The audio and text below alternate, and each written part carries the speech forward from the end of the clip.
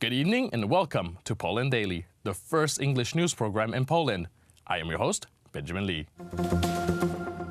Following up with a report from last night regarding the rescue operation at the site of the Zofiówka mine, the third out of the 7 missing miners have been discovered. Unfortunately, having been overwhelmed by the collapsing construction, has deceased when the rescuers brought him out of the mines. The 4th miner was also successfully rescued and was declared to be in good condition. The remaining 3 victims of the mine shock has yet to make contact with the search team. The rescue operation carried out by over 200 personnel are still working around the clock in an attempt to grasp at any chance of recovering the missing victims. It looks as if the days are numbered for the Katyn Memorial in Jersey City. The Polish historian Sławomir Cenckiewicz has revealed in Twitter that the mayor of Jersey City, Fulop, wants the memorial to be removed as soon as possible. According to the historian's sources in New Jersey, it may very well be removed by the coming Tuesday. The memorial commemorates the 22,000 Poles murdered by the Soviet Union in the 1940 Katyn massacre, and is the center point for the around 8,000 Polish Americans living in Jersey City.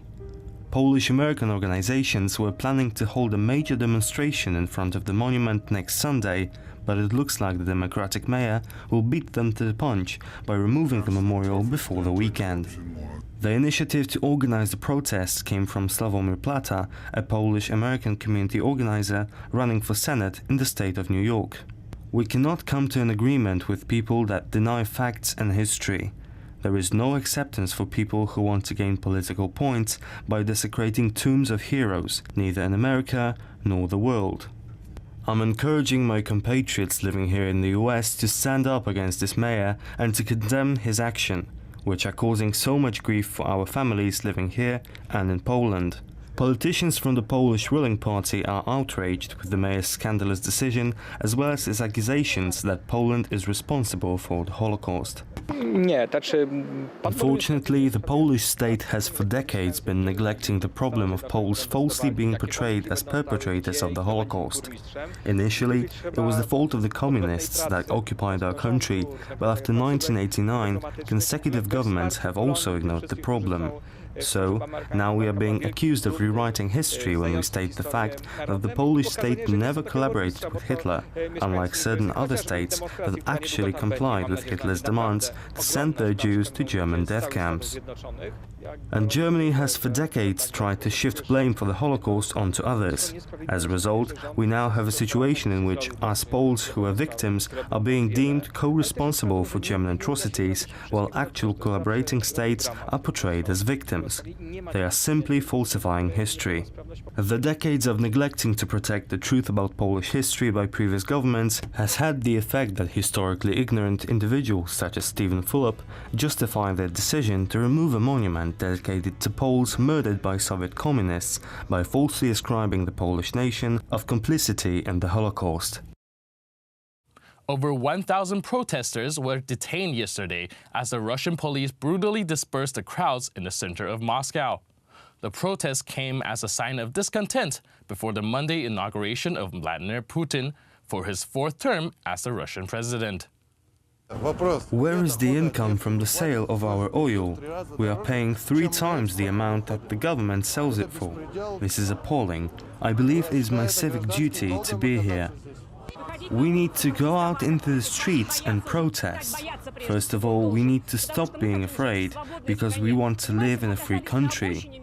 You understand, we found ourselves on the sidelines of the global civilization. Now you see it. They said that this city belongs to Putin. Is this true? They said this city belongs to Sergei Sobyanin. Is this true? Who does Moscow belong to? This city is ours. We are different people. We are, however, people with equal rights. I see Cossacks standing over there, right? They are just like us, but we have our own opinion. Let's tell the Cossacks, do we need a Tsar? I am proud to be here with you. The North Korean leader Kim Jong-un declared that North Korea will be shutting down its nuclear test site, suspending missile tests, and instead be focusing on its economy. President Trump replied on Twitter that it is a very good news for North Korea and the world. This is a big step since last September, when Kim Jong-un and Trump repeatedly launched taunts at each other. US intelligence reports that North Korea has started pulling the cables from under its nuclear testing site. The separation of the cables at the Pyongyari nuclear test site is believed to be the first step towards shutting down the country's nuclear program.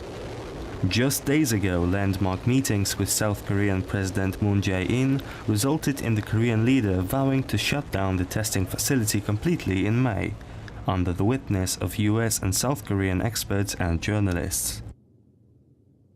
That's it for today. See you next time on Poland Daily.